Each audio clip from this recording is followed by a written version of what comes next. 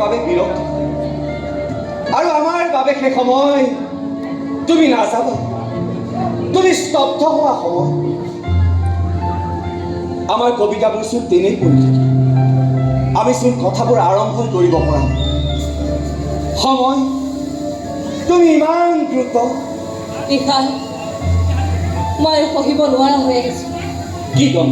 তুমি চোন জানা, চোৱাচোন মই ইমান মূৰ্খ। মই মাজ ৰাতিলে তোমাৰ কাৰণে অধীৰ আগ্ৰহেৰে অপেক্ষা কৰিম। পাগলৰ দৰে তোমাৰ ফটোৰ লগত মই কথা পাতোঁ। আজিৰ দিনত তোমাৰ দৰে বহু ল'ৰাই বিচাৰিলে মই ভালহে পাব লাগে। তুমি ঠিকেই কৈছা, আজিৰ সমাজত তেনে প্ৰেমিক প্ৰেমিকা বহুত আছে। হেল্ল' বিশাল গ'ল, তুমি সোনকালে আহা। বিশাল, কেতিয়াবা মানুহে খুব কম সময়ৰ ভিতৰত কিছুমান সিদ্ধান্ত ল'ব লগা। যদি সেই সিদ্ধান্ত ভুল হয় তেনেহ'লে জীৱনটোৱে ভুল হৈ যায়, আৰু যদি শুদ্ধ হয় তেনেহ'লে জীৱন সুন্দৰ হয়। গংগা, অতি ৰোমন্থন কৰি মই মোৰ মনটো কষ্ট দিব নোখোজো, তুমিও মনটো দুৰ্বল নকৰিবা। চোৱাচোন, এই সবল কৰিব খোজো আকৌ দুৰ্বল হৈ যাওঁ। ইমান মজবুত প্ৰেমৰ মাজত প্ৰবঞ্চনাই ঠাই পাব লাগেনে? বাৰু বাদ দিয়া। এটা কাম কৰা, তুমি হাতত তুলিকা লোৱা আৰু এখন চিত্ৰ আঁকা। কি হৈছে? এজন প্ৰবঞ্চকে এগৰাকী নাৰীৰ মনৰ মালোজ্জন হ'বলৈ কিমান দূৰ ভিতৰলৈ সোমাই যাব পাৰে তাৰে চিত্ৰ লেখা চিত্ৰ এখন আঁকা না। আহা না, আমি প্ৰেমৰ জয়ঢোল বজাওঁ, গোটেই বিশ্বক জনাই দিওঁ প্ৰেমৰ প্ৰকৃত অৰ্থ। প্ৰেমে কি ক'ব খোজে, প্ৰেমে কি দিব খোজে। আহা না।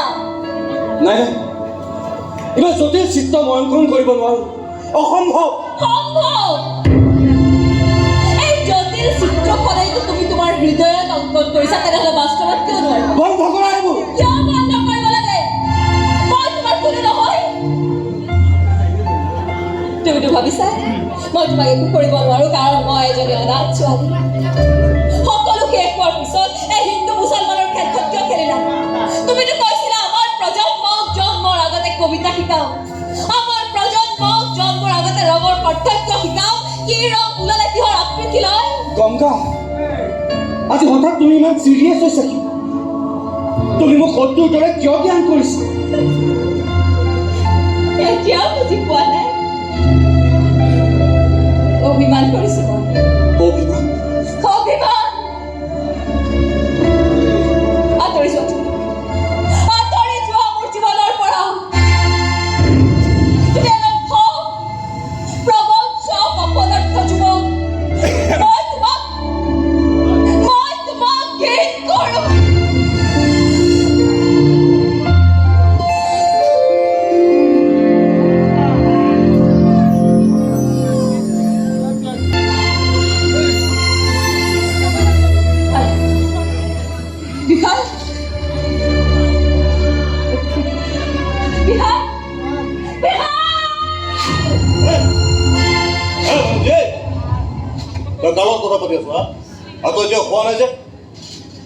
তোমালোকে জানো মোক শুবলৈ দিছা ভাইজান? ভাইজান, বিশাল আহিছিল।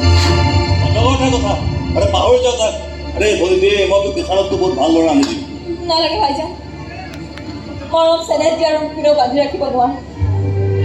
বন্ধ কৰ, তুমি এইটো কথা বন্ধ কৰ। মই সেইটো যেতিয়া তই মোৰ মতে চলিব লাগিব। আৰু কি মোক চিনি পোৱা নাই? আৰে মঞ্জিত খানে কৰোঁ বুলি ক'লে কৰিব নোৱাৰাকৈ আমি দুনিয়া দেখোঁ নাই। তাক মই এতিয়া উঠাই লাগিছে। কাজিয়া পেচাব কৰি প্ৰেম আদায় কৰা বস্তু নহয়। কিন্তু সাৰি যাবলৈ তাক মই নিদিওঁ, সাৰি যাবলৈ নিদিওঁ।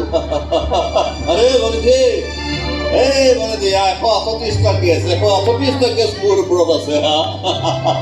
এইটো হ'ব মোৰ 139 নম্বৰ কেছ। দুদিন পাছত এইবোৰ কেছ চব ডিছমিছ হৈ যাব। ভাইজান, বিশাল কিন্তু তুমি ভবাৰ দৰে ইমান দুৰ্বল ল'ৰা নহয়। গতিকে সাৱধান যাতে সি সি তোমাৰ একো ক্ষতি কৰিব নোৱাৰে।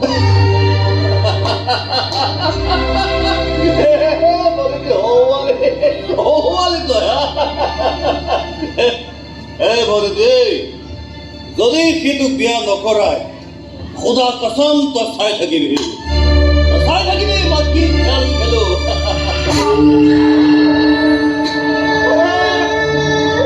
মন্দিৰ খেলা খেলে কোনোটা খেলতে পৰাজয় স্বীকাৰ কৰা নাই। তাতে তই মোৰ ভনীক আৰু ভনীক যে গাদ্দাৰী কৰে, ভনীক যে গাদ্দাৰী কৰে ইনশাআল্লাহ তাক মই ফাৰি যাবলৈ নিদিওঁ। বিশাল